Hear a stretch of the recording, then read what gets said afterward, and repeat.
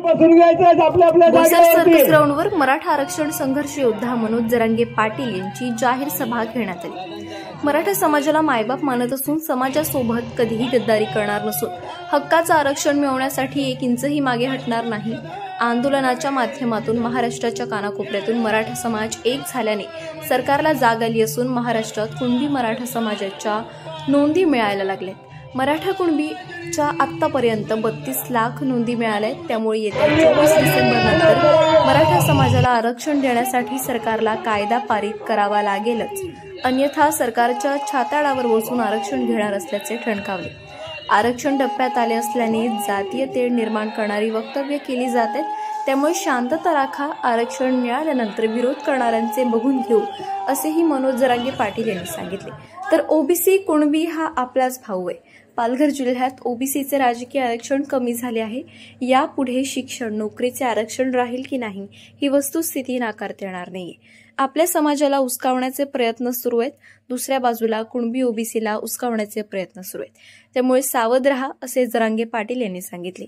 समाज बांधवांनो, आपल्याला उस्कावण्याचे जाणीवपूर्वक प्रयत्न सुरू झाले आहेत, त्यामुळे सावध रहा, जाळपोळ व तोडफोड करू नका, असे आवाहन मराठा समाजाचे नेते जरांगे पाटील यांनी बोईसर येथे झालेल्या जाहीर सभेत केले।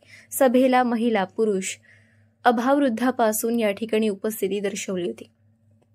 सकाल मराठा समाज पालघर जिल्ह्यातर्फे बोईसर शहरातील सर्कस ग्राउंड येथे समाजाचे नेते मनोज जरांगे पाटील यांच्या जाहीर सभेचे आयोजन करण्यात आले होते।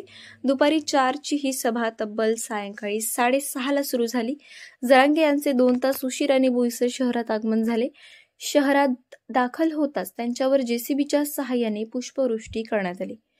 बोईसर शहरातील सर्कस ग्राउंडवर झालेल्या या सभेत जरांगे पाटील यांनी सरकारच्या भूमिकेवर कडाडून टीका केली।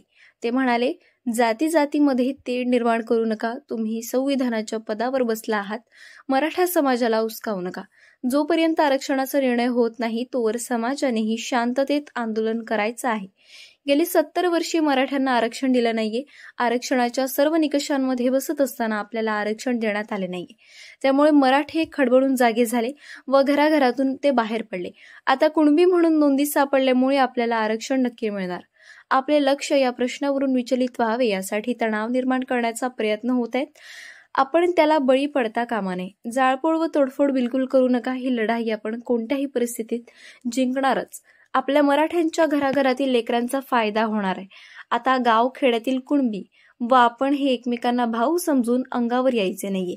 या खेपेस मी तुम्हाला जास्त वेळ देऊ शकत नाहीये, कारण नाशिक येथे आणखी काही सभा आहेत, पण आरक्षण मिळाल्यानंतर मात्र पालघर बोईसरला मी पूर्ण एक दिवस येईन। सभेत प्रचंड संख्येने मराठा समाजाचे लोक उपस्थित होते। ओबीसी हक्क संघर्ष समितीने आंदोलनाचा इशारा दिला होता, पण त्यांचे आंदोलन झाले नाहीये। यावेळी पोलिसांनी कडेकोट बंदोबस्त ठेवला होता। त्यामुळे मी शब्द मोडत नाही। याच बरोबर जाता जाता तुम्हाला पुन्हा एक शब्द देतो, मी या समाजाला मायबाप मानलंय।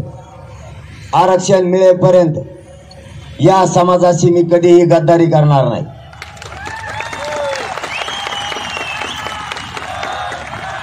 माझा जीव जरी गेला तरीही आरक्षण मिळाल्याशिवाय, तुमचा मुलगा म्हणून तुम्हाला शब्द देतो, आरक्षण मिळाल्याशिवाय 1 इंच हे मागे हटणार नाही, शब्द तुम्हाला देतो आणि थांबतो। जय जिजाऊ, जय शिवराय। धन्यवाद।